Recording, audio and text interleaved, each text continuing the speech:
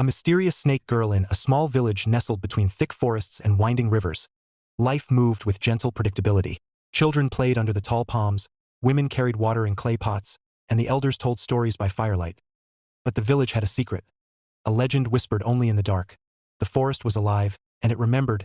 They spoke of a girl, born from the river and the earth, with hair like black silk and eyes that shimmered like green jewels. Her name was Ebel, but few dared to speak it aloud. She was the snake girl, a creature of beauty and danger, part human, part serpent, guardian of the forest's forgotten magic. Chaik, a curious boy of 12, was fetching firewood one evening when he saw her. She stood at the edge of the river, her hair flowing over her shoulders like water, and her eyes glowed faintly in the twilight. Who are you?" Chaik asked, stepping closer. Ebel tilted her head, a faint smile forming. Her voice was soft, melodic, yet carried the hiss of the forest itself. "I am what the forest remembers. I am what humans forget." Before Chaik could ask more, she vanished into the reeds. But something glimmered where she had been. A small emerald scale, warm to the touch. Over the next days, the village experienced odd events. Crops near the river grew overnight, children who had been sick woke up healed, shadows moved in impossible ways, and whispers floated through the trees. Some elders called it blessing. Others feared it was curse. Chaik returned to the river every evening, hoping to see her again. Each time, she appeared briefly, leaving behind tiny green scales or a whisper of advice. Respect the river. Honor the forest.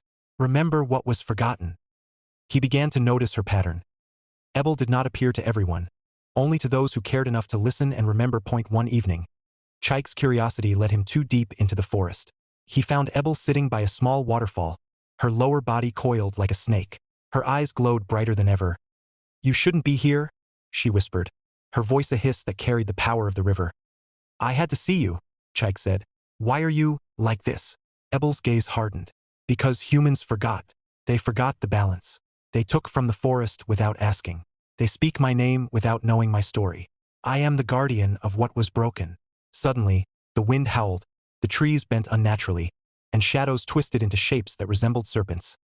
"Leave now," she warned, "or the forest will correct what humans have broken." That night, a drought began. Rivers dried up, and the crops began to wilt. Villagers panicked. They blamed Chaik, who had wandered too close to the forest, whispering about the snake girl. In desperation, Chaik ran to the river and called for Ebel. The water shimmered. Slowly, she emerged, coiling herself gracefully on the riverbank. "You must make them understand," she said. "Tell them to honor the forest. Show them they are part of it, not its master."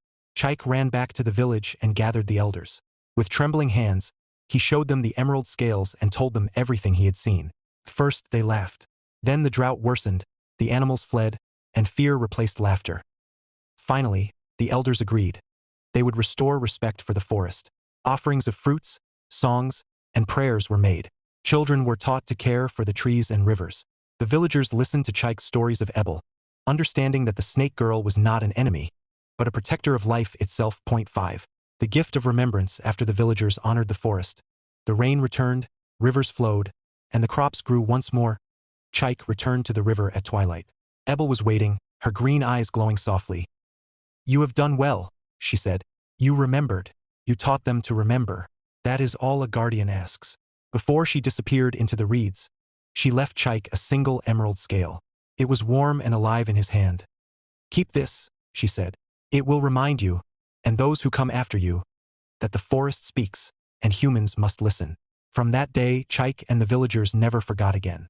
And sometimes, at twilight, children claim they see a girl by the riverbank. Half human, half serpent,